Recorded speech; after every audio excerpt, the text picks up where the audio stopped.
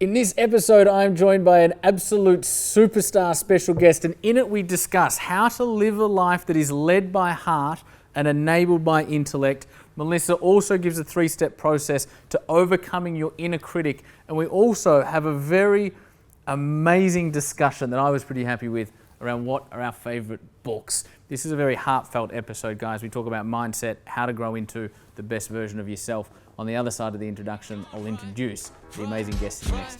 28 and I'm trying to shape history, pulling from the sky for some strength to take with me. Line up the stars, fly away quickly and push the world forward like a tidal wave hit me.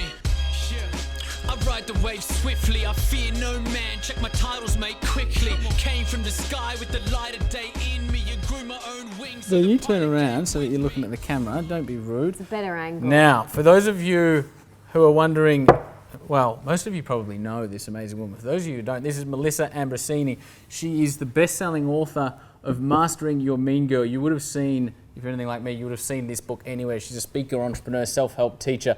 She teaches women how to move past limiting beliefs, ditch self-doubt, and live life on their own terms according to their own purpose. She was named by Elle magazine as a self-help guru. She's on a mission to inspire women across the globe to create a heart-centered life, which clearly, completely resonates with who I am as a human being and who we are at the Entourage in terms of... Okay, we're going to have to move there now. Sorry. But you're taking up too much of the frame, mate. Still in the spotlight.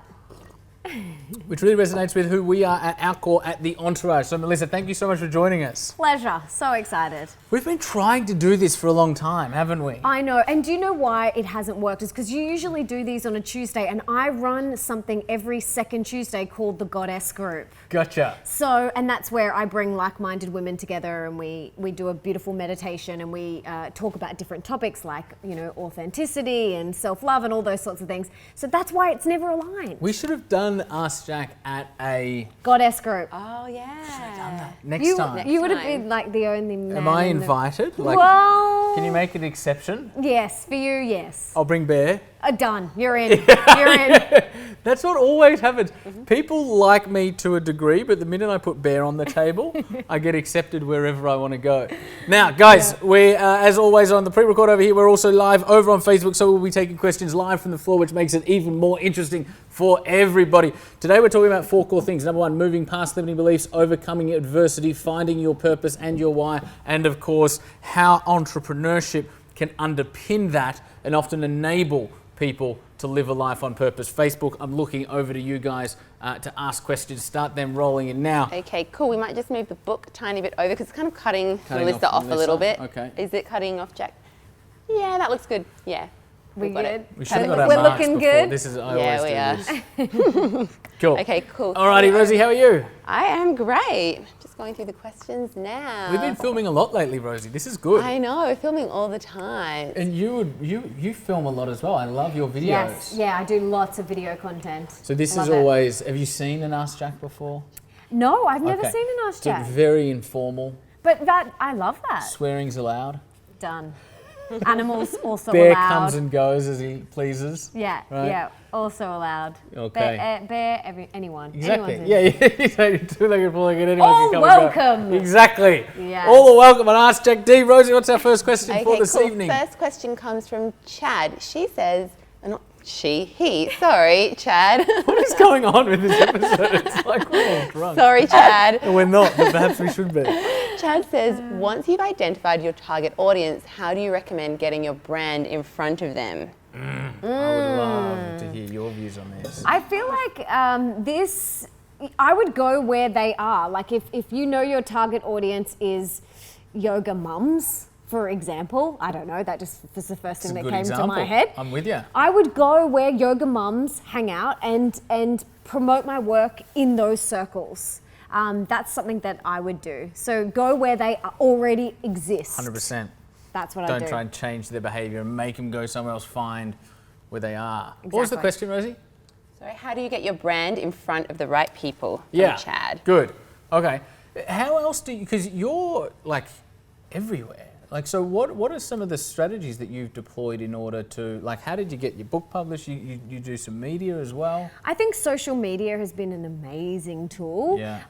And content is king. Yeah. You know, putting out good content, constantly putting out good content. Yeah. And putting it on all of the channels and getting it out there, you know, doing videos like this. The only way people are going to find you is if you are out there. Yeah. If you're just like sitting behind your laptop by yourself and hoping your mum reads your post, or your mum buys your product or your program or comes to your event, then, you know, you're kind of... Not even my mum reads my blog posts. Really? Yeah. Oh, that's mean. I think Bear might be the only person. How do you, the sense I get with you, Melissa, is that you connect with your audience, and you do that really well, and perhaps even somewhat intuitively, but also obviously very strategically. What are some of the thought processes that you go through when figuring out what content to produce? How do you sense whether it's going to connect with the hearts and minds of your audience? It has to come from here. For me, it I has to love that come you said from that. my heart. Yes. And the more authentic and vulnerable I am, the more it reaches that person. So even when it's scary, and even when my mean girl's like, don't share that story, that's way too much information, I do it anyway, because I know that it's going to be of service, and I know it's going to help or inspire someone else to start their dream business or whatever it is that they're going through. So it's got to come from the heart, and the more vulnerable and the more authentic you are, the better. That's what I've realized over the years. I absolutely love that you said that. So this episode is probably going to be quite focused on mindset, right? Which is freaking awesome. We don't do enough mindset in AskJacks. We don't do enough mindset, just generally speaking, in workshops and stuff. So let's stick with this theme and thread for this particular episode. The reason I love that you said that is, I think so often we can go to tactical, right? Like follow this system in order to create content, right? And I'm not saying following a system to create content is a bad thing. However, what I've found, and is this a somewhat spiritual view perhaps, but it's been true every single time in my experience, which is the more authentically myself I am, the more the world smiles back. Totally. If I am putting out stuff that is really true to me at a heart and soul level, people connect. This is such a good point, Melissa. Fuck, you know when I firstly learned this, I told you we could swear. There's the first one. There's the first one. Let's get a count happening. You know when I first learned, well, not first learned this, but you know one of the key sort of indicators of this for me was years and years and years ago. I didn't travel when I was growing up, right? Or when all of your friends travel and they do all of that. I was too busy trying successfully and unsuccessfully to build businesses, right? So while they were, you know, saving up all their money or getting money from mum and dad and going to Europe for 6 months, I never did that. And so I traveled probably for the first time when I was, I don't know, call it 25, 26, whatever. And because by then I'd developed the means to do so, and I'd built some businesses that worked without me, and so I'd sort of, I could at that point. I came back from that trip and I sat down at a cafe eating breakfast and wrote an email about, I wrote a journal about how profound that trip had been for me. Like I'd gone to Paris, I'd gone to Rome, I'd done all of these beautiful, soul-enriching things. I sat down and wrote a journal. And then I thought, what if I sent that to the database, right? We had a database of, I don't know, probably 50, 60,000 at the time.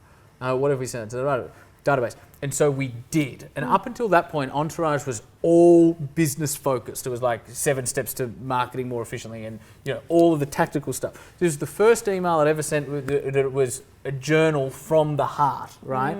I was still learning this sort of stuff back then. And it was the highest opened, highest read, highest engagement in terms of emails back to us and myself to go, that was the best email you've ever sent out. And I was like, I didn't even give any, I didn't talk about tips. capital raising, I didn't talk about acquisitions, I didn't talk about strategic budget. I talked about how profound the experience was for me. And that was the email that connected most with our audience at that point. Yeah, exactly. It's amazing. That was the longest story in the world, but it's important, It's right? so important. Yes, those things, you know, the tips and the tools and the 7 steps are amazing, but infuse it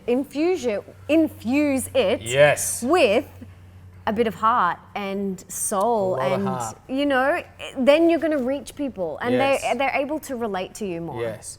And if you look at great brands, that's what they do. Yeah. If you look at Apple, Apple doesn't sell computers. Apple sells the philosophy that any human with the right tools can change the world. Exactly. Right?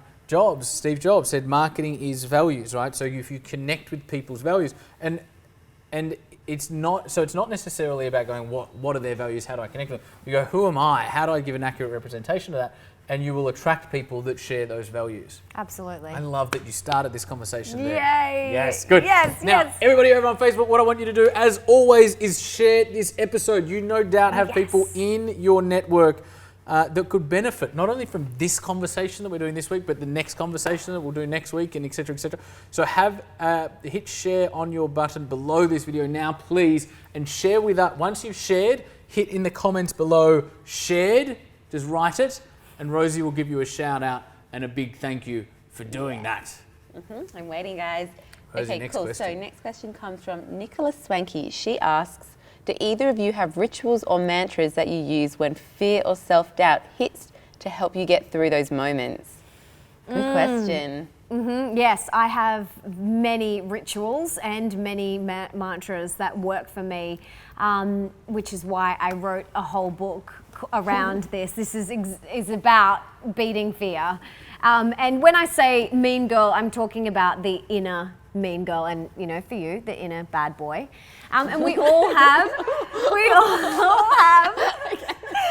that voice inside our head, that we all have that fear-based voice inside our head that tells us that we're not good enough, or who do we think we are, or, you know, those sorts of things. So for me, I practice mastering your mean girl, which is a process that I talk about in this book. And How do you do that? one of the best ways that you can master that inner critic, I've got a 3-step process. Should I take you through it? Okay, Please. cool. So the first step is awareness. You have to become aware of what it is that your fear-based thoughts are actually saying. Like, because a lot of people just like, well, I can't launch my business. Well, it's like, okay, let's dig a little deeper. What is going on for you internally?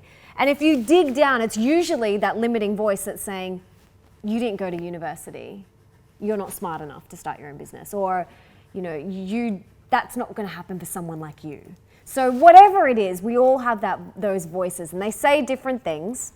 So we have to become aware of what it is that voice is saying first. Once we are aware of it, we can then change it. Transformation cannot happen until we have awareness. So awareness is the first step. The second step is we close the door on that thought. So what a lot of people do is that those fear-based thoughts come knocking on your internal door, and we let them in, and we let them sleep over and hang out, and we let them run and ruin our life for many years, sometimes 20, 30, 40, 50 years. That is true. Yeah, I know people who have had limiting beliefs, the same limiting belief. Since they're 18 Yeah. and they're now 65. Exactly. Yeah. And I'm like, well, they're maybe not going to get it this lifetime, and that's okay. Thank God I have that awareness. So we got to close the door on those thoughts, not let them in. Think of it like an annoying salesperson, right? If an annoying salesperson comes knocking on your front door and they want to give you like the 50-minute spiel about some product you don't give a crap about, you're going to say, thank you, but no, thank you, I'm not interested. But what most people do is they let them in and they let them stay for dinner and hang out. And then the third step is, and this may sound woo-woo to a lot of you, but you choose love instead. You come back into your heart and you choose love. In every moment, in every situation, you have one or two choices, love or fear. And we're constantly making choices from either love or fear. And fear is from here, those limiting beliefs, I'm not good enough, or who do I think I am to launch this business or start this product or program, whatever it is. So we've got to come back into our heart, because your heart, your intuition, it always knows. Always. So that's my little ritual. That was a very long ritual. No, that wasn't too long. That was beautiful. What's yours? Do you have any rituals when fear comes in? I just want to just reiterate what you just said for a second. Yeah. I think so pull yourself up when. Yeah. So I would call it your inner critic, right? Or Yes. your inner voice that holds you back. Your mean girl, your bad boy. and be conscious of that. Most people aren't even conscious of that. Exactly. Right? They're not even aware. They'll think something, they'll say something, and for myself, who has been very sort of, and learning progressively probably for the last 15 years to be conscious of my own thinking and all of that stuff. And so when somebody says something that's really disempowering, it really sort of jars me because it doesn't resonate with my model of the world, right? Like I can't go and start my business, or I can't do this, or I'm upset today just because. It's like, well, no, check yourself on that, right? Yeah. And then the third thing you said was around coming back to heart and coming back to love. And you said that might sound woo-woo. However, let me put it this way. Study any great individual that has ever achieved the level of impact and contribution that you want to in life. And they have said the same thing. Whether it's Jobs, so I mentioned before, whether it's Oprah Winfrey, whether it's Bill Gates, whether it's Nelson Mandela, whether it's J.K. Rowling, right, who said both of what we said. She said, whatever you're putting out needs to resonate with who you are in your heart, and always come back to love, always come back to heart, right? So that's real. Like, I get that culturally today, the world still thinks that's woo-woo and that's soft and that's wishful thinking. It's fucking real. Yeah. There's nothing more strong than love. Love isn't love, trust, and pixie dust, and we're all amazing, we're all hugging and high-fiving. We might be hugging and high-fiving, but love has depth, love has strength. And so I love that you have the heart and the courage to share this stuff. Yeah, What I absolutely. want to ask you guys over on Facebook is, what are your rituals for coming back and reconnecting to self? What are your rituals? What do you do when you're feeling a little bit off center or a little bit off path? What do you guys do over on Facebook? Punch it into the comments below. Rosie will see them. She'll read them out after the next question. We'll do a bit of a debrief and a bit of a discussion around the rituals that you guys have and you guys employ in your life. We're getting a lot of shares too. We've got to do the shout outs. Shout outs. So Yay. Lee, thank you. Kevin, thank you. Haley says she's just bought your book. Oh wait, no, she's grabbing the book tomorrow for a flight actually. Love that. Awesome. Lawrence has shared, Kevin has shared, lots coming through. Okay, cool. Next question, guys. You ready? Okay, this one comes from James. He asks, can you both talk about when you got started and any challenges you had, particularly around mindset? When I first got started, there was so many mindset limiting beliefs that I had to bust through. So many. I had all of the ones that I mentioned before. Who do you think you are? You're not good enough. You're not smart enough. No one's going to listen. I had all of those. But, and they were quite loud, but I had a choice and I could have listened to them, but I decided not to. And the reason why I decided not to is because this was pulling me more. It was stronger. So I had to master that voice, the inner critic. I had to, because my heart was like, you've got to do this. Totally. And what's your view on that? Because, so I totally agree with what you just said. I often talk about the fact that the voice inside your head which tells you you're not good enough never really goes away. Nah. And it's something that Oprah talked about in her last episode ever, where she spoke about, the voice that tells you you're a phony and you're faking it and you're about to be found. Doesn't matter. Like, she was America's first female African-American self-made billionaire, right? And she's going, I still have it. Totally. And it never goes away. So you agree with that? Yeah, And then what your absolutely. point was when your heart and the direction and the intuition and all of that comes from heart is stronger, that's what provides the strength to move forward. Exactly. I love And that. anyone who tells you that they don't have an inner critic or an ego, Yeah. run the other Yeah, way. 100%. Because if I didn't have one, I would have levitated out of this body by now and left this physical world. But I'm still here.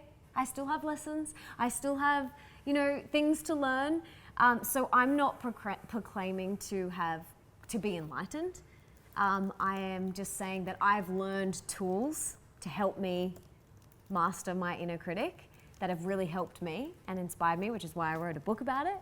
And we don't have to live from that voice. I think so many people feel like that's their reality, or they are those limiting thoughts. I am a phony, I am a fraud, I am not good enough. And because those thoughts are so freaking loud, yeah, they believe them to be true, but they're not true. Yeah. They're not. Yeah. You know, what is our truth is who we are in here, that beautiful essence, you know, without getting too woo-woo on you. I love that. But it's the truth.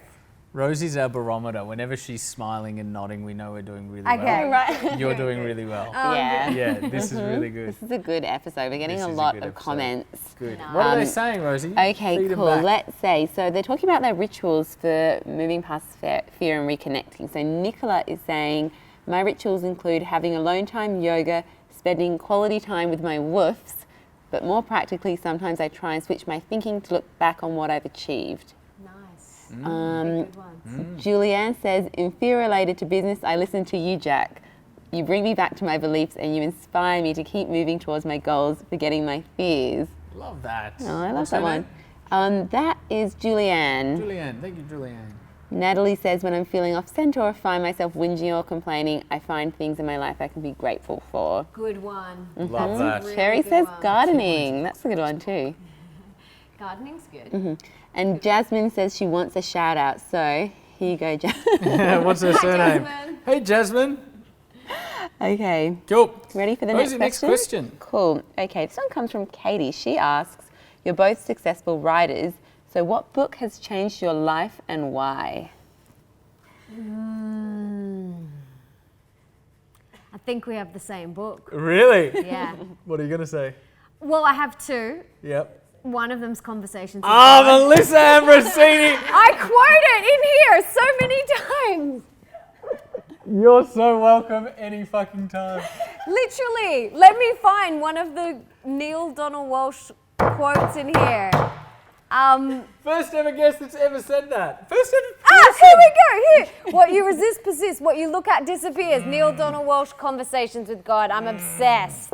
So that was one of mine. And Louise Hay's, You Can Heal Your Life. Okay, I What haven't are read yours? Louise's Conversations with God. Yeah.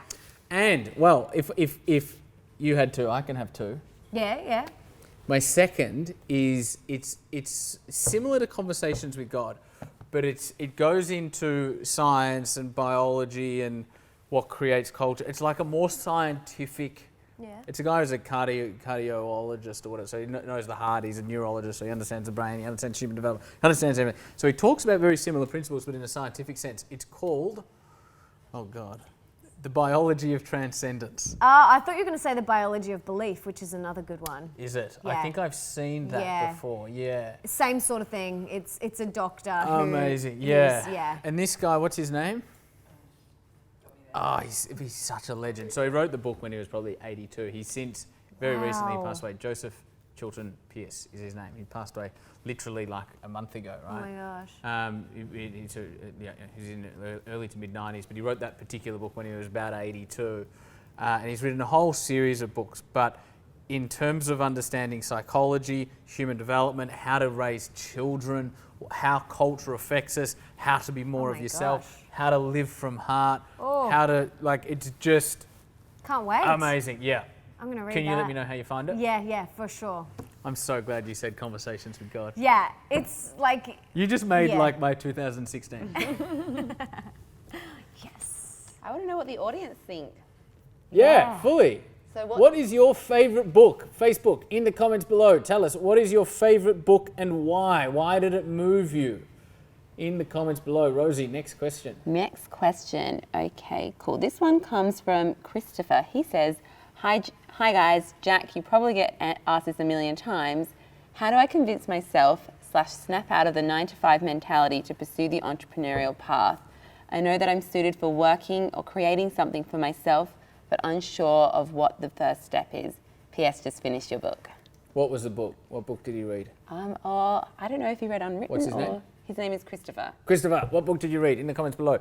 Okay, so how did you snap yourself out of it? So have a think, Christopher, about why it is you want to make the leap, right?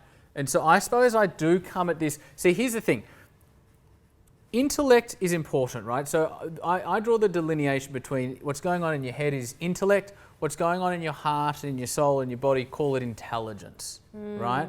Now, what Melissa and I'm assuming, because we're the same human, I'm assuming that, by the way, my partner's behind the camera and her husband is at home, so just a disclaimer. I'm assuming for both of us that neither of us saying that intellect is not important, right? Exactly. One of the things that Joseph Chilton Pearce talks about is develop the intellect as servant to the heart. And so when we say follow your heart, we don't mean quit your job tomorrow and visualize that you're going to make $1 million in the first month and that's going to feed your children, right? Because it won't, okay? And so following your heart doesn't mean an absence of common sense or an absence of intellect. It means that you need the two working in conjunction with one another. And so I don't think it's about snapping yourself out of it and going, okay, tomorrow I'm going to quit, right? That's not the game. The game is think about what do you want to do in your business, right? Firstly, ask yourself, do you really want to start a business, right? Because a lot of people don't, and that's okay. But if you just determine and decide that you do, awesome, go for it. Think about what you want the business to be, and then think about what preparation you can put into the development of that business before you need to quit your job, right? Because there's a whole amount of time from when you get home after your job. You've probably got Saturdays and Sundays. And so you can probably do 3 months, 4 months. It's different for everybody. You don't need to put a timeline on it, but call it 3 months of preparatory work where you're getting to know your consumer. You might be developing the product. You might be writing the book. You might be finding the consultants or the people to deliver the service. Whatever. There's so many stuff you can do to get your ducks in a row to a degree. I'm not saying it needs to be perfect, but line some stuff up so that you're really confident that there's a consumer demand and that you can meet the consumer demand. And then you might take your job to 4 days a week and you might work on this 3 days a week. And then it might be 3, and you slowly dilute. But don't snap yourself out of it, make the decision tomorrow, have your cash flow fall off a cliff without any strategy. You get desperate, which affects your personal and professional performance, etc., etc., etc. So,